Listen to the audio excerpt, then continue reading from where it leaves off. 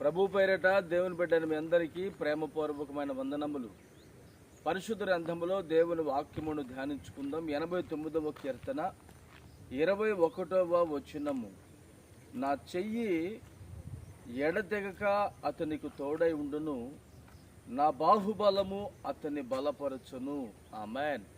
ప్రియమైన దేవుని బిడ్డలారా, దేవుని చెయ్యట ఎడతెగక మనకు తోడై ఉంటుంది. ఆ దేవుని చెయ్యి తోడై ఉంటే కలిగేటువంటి దేవుని ఏమిటంటే అతని యొక్క బాహుబలము అనేది బలపరుస్తుంది. ప్రభు అయిన యేసు క్రీస్తు వారి యొక్క బాహుబలము అనేది మనల్ని బలపరిస్తే మన బలహీనత నుంచి గొప్ప విడుదల పొందుకుంటాం. ఆత్మీయంగా మనము బలాభివృద్ధి కలిగిన వారమై నడిపించబడతాం. విశ్వాస జీవితంలో మనము చాలా సందర్భాలలో అనుకునేది ఏమిటంటే, అసలు ప్రభు నాకు తోడై నిలిచి ఉన్నారా? ఆయన నాకు తోడై నిలిచి ఉంటే నేను ఎందుకు విశ్వాస జీవితంలో బలహీనుడైపోతున్నాను అని చెప్పి చాలామంది బాధపడుతూ ఉంటారు.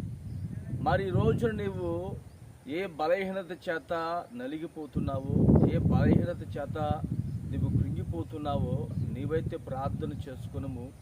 నా యేసయ్య నీకు తోడే ఉన్నారు. నిశ్చయముగా దేవుని యొక్క బాహుబలము మనల్ని బలపరచునుగాక. ఆమేన్. ప్రార్థన చేసుకుందాం. ప్రేమగల తండ్రి, పరిశుద్ధుడా, జీవాధిపతి, స్తోత్రం చెల్లిస్తున్నాము నాయన. నా చెయ్యి అతనికి ఎడతెగక తోడై ఉండును అని, నా బాహుబలము అతన్ని బలపరచును అని మీరు మాకు వాగ్దానం ఇచ్చి ఉన్నారు. ఈరోజు నీ బిడ్డల జీవితంలో ఎవరైతే బలహీనతలో బంధకాల మధ్యలో నిలిచి వారు బలహీనమై ఉన్నారో వారు మీరు బలపరచండి. ఉన్నతమైన నీ కృపకు యోగ్యులుగా మలిచి మహిమ పొందుకోమని యేసు నామమున ప్రార్థిస్తున్నాను తండ్రి.